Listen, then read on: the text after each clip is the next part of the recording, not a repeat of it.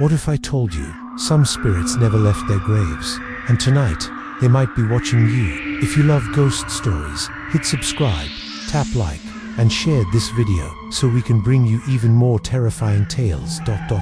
Subscribe, like, share to keep the ghosts coming. Snow had fallen for 7 straight days, each morning burying the world a little deeper in silence. The pines bowed under its weight like penitents, their branches creaking when the wind prowled through. Somewhere beyond the tree line, an unseen owl called, its cry too thin, too lonely.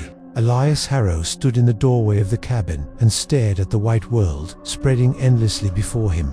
He had come here to escape. That was the lie he told himself. The noble story he recited to strangers in bars when they asked why a man from the city had come this far north. To write, he would say, to find myself. What he did not say was that the city had grown too loud with memory. His wife's death had left a hole in him that no street noise could fill, and his own apartment had begun to feel like a coffin lined with books and stale air. So he came north, rented a cabin from an old trapper who looked at him a little too long before handing over the keys. "You be careful out here," the man had said, his voice like wood. "Winter ain't just cold, it remembers things." At first Elias had laughed that off as backward superstition, but the longer he stayed, the more the words took root. There was something about this forest, the way it seemed to hold its breath when he stepped outside, the way the wind seemed to speak if he listened long enough. On the 8th night, the dreams began. They were not ordinary dreams, not the fragmented collage of memory and nonsense he was used to. They were vivid, feverish. He dreamed of running barefoot through the snow, his skin raw, lungs burning, chased by something he could not see. In the dream, he could hear it behind him, a wet, rasping breath, the sound of bones creaking with every step. And then, just before waking, he would feel it, a hand like dry branches closing around his shoulder. When he awoke, the cabin would be silent, except for the sound of his own breath. Days passed. The storm never really stopped, just softened into a constant drift that blurred the edges of the world. He wrote in his journal, but the words came out strange, full of hunger and winter and teeth. His coffee tasted like ash. His reflection in the window began to look unfamiliar, as though someone else were living inside his skin. It was on the 14th day that he found the first set of tracks. They were not the tracks of a wolf, though they had claws. They were not the tracks of a man, though they walked on 2 legs. They were longer, impossibly so. Each step stretched too far apart for any natural stride. The snow had half filled them in, but he could see enough to know they circled the cabin. That night, he did not sleep. Instead, he sat by the fire with his rifle across his lap and listened to the woods whisper. At some point past midnight, there came a sound, faint, distant, a voice calling his name. It was his wife's voice. He stood, heart hammering. She had been dead for 11 months. "Elias," the voice called again, thin as the wind through pine needles. "Help me, ... double quotes. The old trapper's words came back to him then, unbidden. Winter remembers things. And somewhere in the black forest beyond the cabin, something laughed, a dry, hollow laugh that sounded like bones breaking. Elias did not open the door. Not that night. Not even when the voice came closer, circling the cabin as though carried by the wind itself. Sometimes it sounded like his wife, sometimes like his mother, sometimes like a stranger. Once, for a moment, it sounded like himself. He sat rigid by the fire, rifle clutched so tightly his knuckles went white, waiting for the sound of a knock, but there was none. By dawn, the voice had gone. When he stepped outside the next morning, the tracks were back, fresh. They circled the cabin twice, then vanished into the trees. Elias crouched to study them. They were deeper this time, pressed hard into the snow as if whatever had made them was heavy, impossibly heavy for something walking. On such narrow feet, he followed them for 20 paces before his courage failed. The forest felt wrong, tilted somehow, as though the trees were listening. The further he went, the quieter it became, until he could no longer hear even the wind. He turned back, but something followed him. He could feel it, not the crunch of footsteps, but a presence, the way a shadow seems to follow even when the sun is gone. By the time he reached the cabin again, sweat had frozen at the base of his neck despite the cold. Inside, he bolted the door, threw more wood on the fire, and tried to write, but the words refused to come. His hand shook on the page. The only thing he managed to scrawl, over and over again, was a single word: hunger. That night, the dreams changed. he found himself not running, but standing in the middle of a clearing, surrounded by pines that rose like cathedral pillars. The moon was full, huge, so close he could see its craters. Snow fell upward instead of down, spiraling into the sky. Across the clearing stood a figure. At first, Elias thought it was a tree, tall and black against the snow, but then it moved, slowly, joints cracking like old wood. Its limbs were too long, its fingers like spears. Its head seemed crowned with something, antlers perhaps, though not quite right. They twisted at impossible angles, as though grown wrong. The thing did not approach, it only stared. And though it had no lips, Elias swore it smiled. He woke with a scream, drenched in sweat. The fire had burned low. Something was scratching at the door. Not knocking, scratching. Elias leveled the rifle at the door, though he knew it would not matter if the thing outside wanted in. His heart thudded so loudly, he thought it might give him away. The scratching went on for several minutes, then stopped. When dawn came, there were gouges in the wood of the door. On the 17th day, Elias decided to seek help. There was a town 20 miles south. The road was buried, but he had snowshoes, a sled. If he started at first light, he could make it by nightfall. The forest did not want him to leave. He had gone only half a mile before the wind rose, and the snow began to fall in thick, blinding sheets. It came out of nowhere, a storm that should have taken hours to build suddenly howling through the trees. The world narrowed to a tunnel of white dot, and in that white A-shape moved. He saw it between the trees, tall, impossibly tall, keeping pace with him no matter how he turned. Sometimes it was to his left, sometimes his right, sometimes ahead, waiting. He could never see its face, only its outline, impossibly thin, like a man stretched on the rack. By the time Elias stumbled back to the cabin, he was half frozen, his beard crusted with ice. The storm stopped as suddenly as it had begun. The sky cleared, a perfect blue. He was not alone. Something had left a gift for him on the porch. It was a heart, small, blackened, frozen solid. Elias did not know what it had come from. A deer, perhaps, though it looked wrong, shriveled as if all the blood had been drained. The tracks around it were the same long, too wide steps he had seen before. He kicked the thing into the snow and went inside, shaking. That night, he dreamed again. The figure in the clearing was closer this time. He could see more detail, the ribs pushing through the skin, the frost clinging to its bones. Its eyes burned with a pale light, cold and infinite. When it opened its mouth, Elias heard his own voice. "You were already starving," it said, and he realized, with sudden clarity, that he was. He had not eaten in 2 days. He had not even noticed. Elias awoke ravenous, tearing through the cabin for food. He found jerky, dried beans, tinned meat, ate until he was sick. The hunger did not leave. Something was wrong with the food. It tasted of ash, of iron. It did nothing to fill him. In the mirror, above the wash basin, his face looked gaunt, his eyes sunken. For the first time since he had come north, Elias was afraid he might not be alone inside his own body. The days became indistinguishable. Elias marked them on the wall at first, a single line scratched into the wood each dawn. But soon the tally blurred into a meaningless series of scars. The sky never changed. Snow never stopped. The world had narrowed to the cabin, the woods, and the thing that circled just beyond sight. The hunger grew. He could feel it in his bones, in the brittle ache of his teeth. His belly seemed to gnaw at itself, a ceaseless grinding that woke him at night. Sometimes, when the wind rattled the shutters, he thought he could hear another stomach growling just beneath the sound, deeper, louder, as if some giant beast were crouched outside, starving with him. On the 22nd night, the scratching returned. This time it was not on the door, but the walls, high up, as if something were crawling along the roof. Snow fell in sheets from the eaves as heavy footfalls crossed overhead. Elias sat by the fire with his rifle, every muscle screaming to run, though there was nowhere left to go. Then came the whisper. Elias... He froze. It was not his wife's voice this time. It was his own. Elias, open the door. He gritted his teeth, forcing himself to stay seated. "You're dying," the voice said, calm and reasonable. "You're starving. There is food if you know where to look."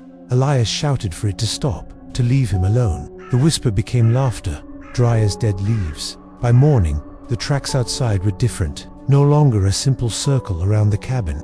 This time they led straight to the door and stopped.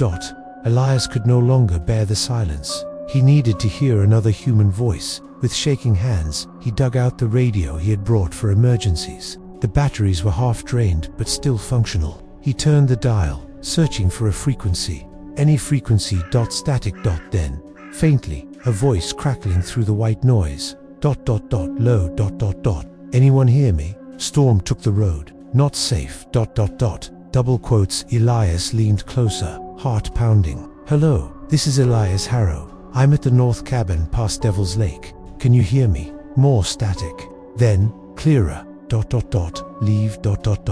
Before it's too late. The transmission dissolved into screeching feedback, a sound so sharp it made him drop the radio. When he picked it up again, the channel was dead. That night, the dream was worse than ever. He stood in the clearing, but now he was not alone. The figure was no longer at the edge of the trees. It stood directly in front of him, towering over him like a corpse stretched on a rack. He could smell it now, rot and frost, and something sweet, like meat left too long in the sun. Its face was not a face, but a mask of bone, antlers jutting from its skull, empty sockets burning with pale fire. When it bent close, Elias felt its breath, a freezing wind that cut through him. You are mine, it said.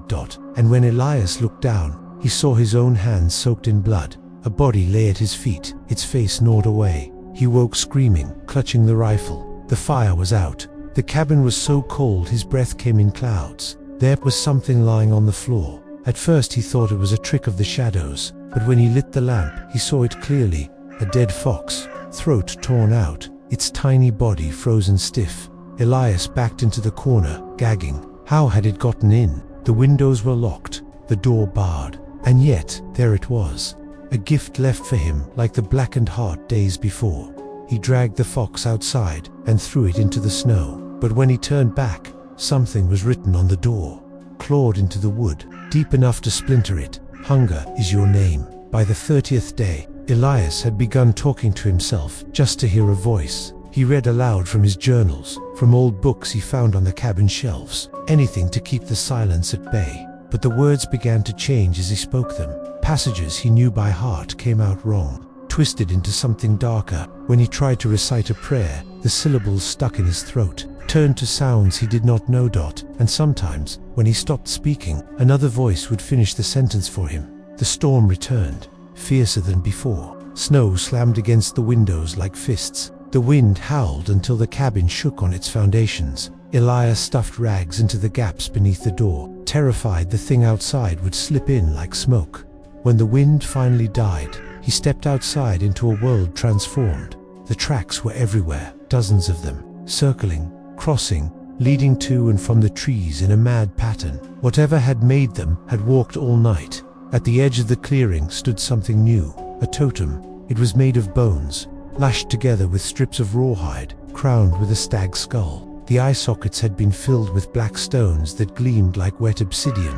Elias stumbled back inside, barricading the door. Sleep became impossible. When he closed his eyes, he saw the figure, closer each time. He heard voices, dozens of them, all whispering at once. His wife, his parents, friends from the city, all calling him by name. Eat, they said. You must eat. He began to suspect he was no longer dreaming. 3 days later, there was a knock at the door. Not a scratch this time. A knock. Elias hesitated, rifle ready. Who is it? A pause. Then a voice. Real, human, male. Name's Joseph. I've been tracking the storm. You got room by the fire. Elias almost wept with relief. A real person. Proof he had not gone mad entirely. He unbolted the door. A man stood there, wrapped in furs, his face weathered by wind. His eyes were pale gray, his expression unreadable. You're a long way out here, Joseph said as he stepped inside. Longer than most. Come alone. Elias nodded, trying to speak, but his throat was dry. Joseph set down his pack, glanced around the cabin. His gaze lingered on the gouges in the door. The strange words scratched into the wood. You've seen it, Joseph said quietly. Elias froze. Seen what? Joseph's expression did not change. You know what? He sat by the fire, warming his hands. This forest is old, he said after a while. Older than the people who named it. There are things in it that hunger when the snow comes. They look for the lonely ones first, the ones already hollowed out. Elias swallowed hard. What does it want from me? Joseph looked up, his eyes reflecting the firelight. It wants you to be like it. That night, Joseph told him the story. He spoke of the Wendigo, the eater of men, the spirit of winter hunger, how it found those who were starving and offered them survival at a price, how it turned them into something less than human, something that would roam the forest forever, feeding but never full.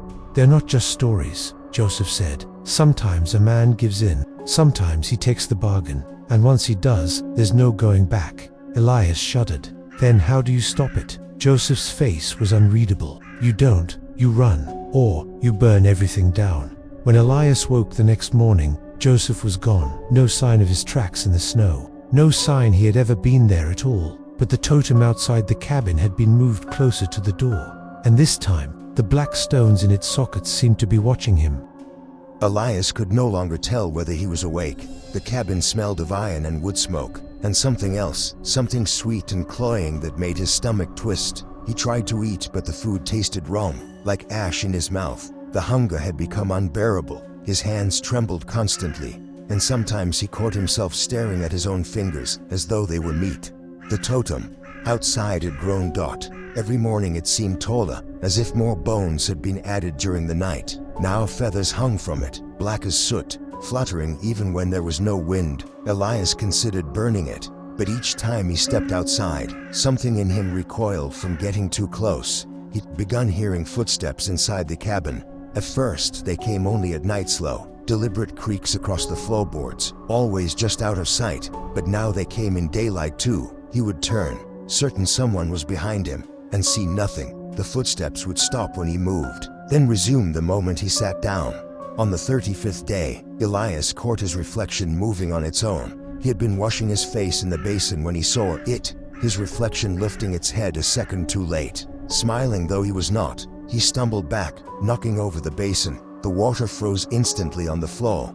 From that moment on, he avoided mirrors. That night, the dream was no dream at all. He woke, or thought he woke, to find the cabin door wide open. Snow had blown inside, covering the floor in white. The fire was out. At the threshold stood the figure. This time there was no distance, no veil of trees. It filled the doorway, antlers scraping the frame, shoulders so wide they nearly brushed the walls. Its head tilted, bird-like, and it stepped inside. Elias tried to raise the rifle but found he could not move. His arms hung useless at his sides, his breath steaming in the freezing air. The creature's bones creaked as it crouched. Its face was a ruin of frostbitten flesh, stretched over a skull, its teeth too long for its mouth. It smelled of grave earth and frozen meat. "You are ready," it said. The voice was not a whisper this time. It was a chorus, dozens of voices layered on top of each other. Men and women, old and young, all speaking through the same mouth. "You are empty. We will fill you." Elias shook his head, finally finding his voice. "No." The creature's head tilted again, almost curious. "You called us," it said. "You came here to be hollowed. We are only answering." The fire roared to life behind Elias, though he had not touched it. Shadows danced up the walls, impossibly tall. The creature stepped closer, and with each step the cabin seemed to grow smaller, the walls bending inward. "Eat," it said. Something thudded to the floor between them. Elias looked down. It was a body, Joseph's body. His throat was gone, ribs cracked open, steam rising from the cavity. Elias screamed and stumbled back, but the hunger hit him like a wave. The smell of blood filled his head until it drowned out thought. His stomach clenched so hard he nearly doubled over. "Eat," the Wendigo said again, its voice softer now, almost tender, and Elias understood, in that moment, that if he knelt and obeyed, the hunger would go away.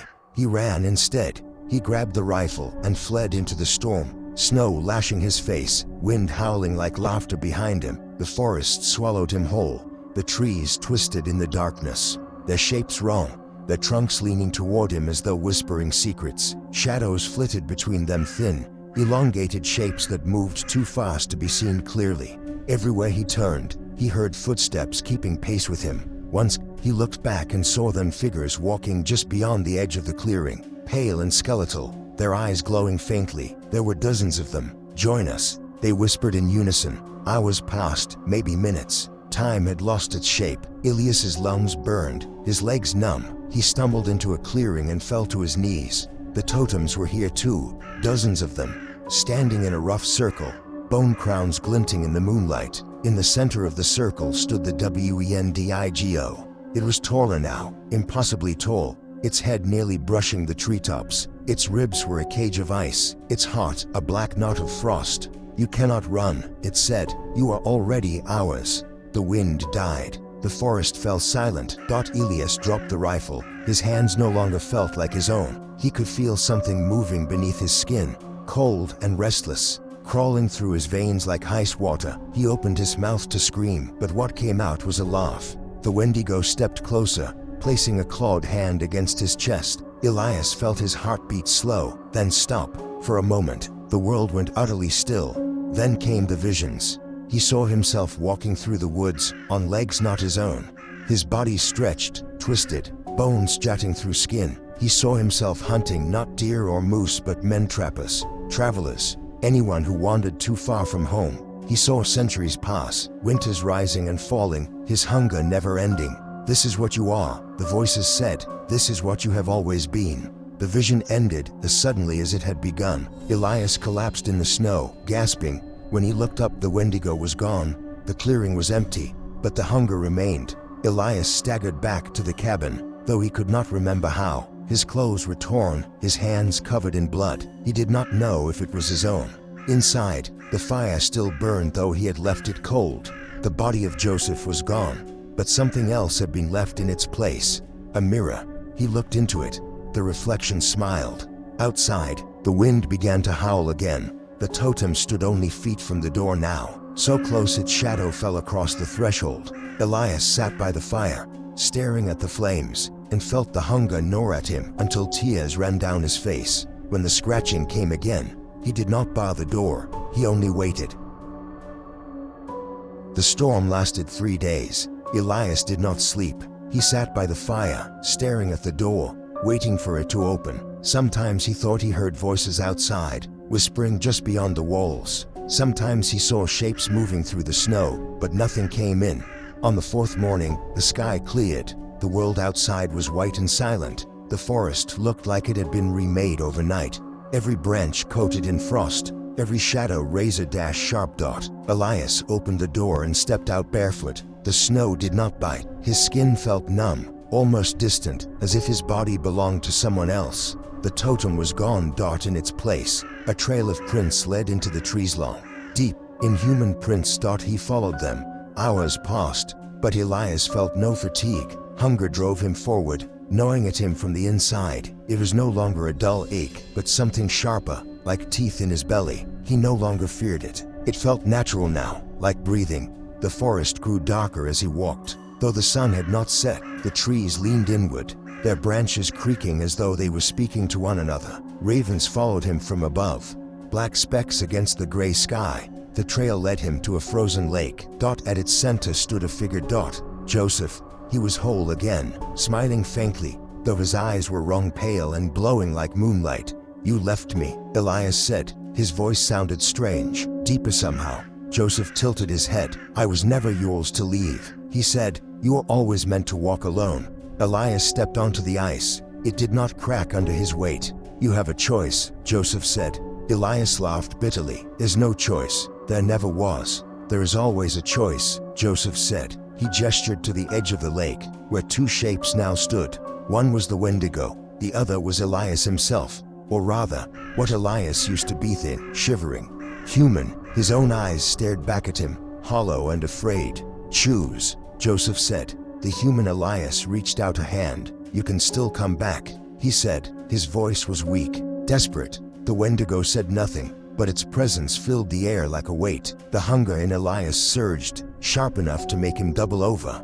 The human Elias spoke again, more urgently. "You don't have to be this. You can leave this place. You can live."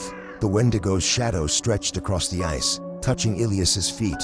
"Live," the voices said. "Live as what you are." Elias sank to his knees. His breath came in ragged gasps, steam curling from his lips. He could feel his bones aching, stretching. His fingernails had turned black. His reflection in the ice was already changing as glowing, teeth sharpening. Joseph watched silently. "Please," the human Elias whispered, but Elias did not move. The wind picked up. swirling snow across the lake. The Wendigo stepped forward. Its hand touched Ilias's shoulder, and the pain became unbearable.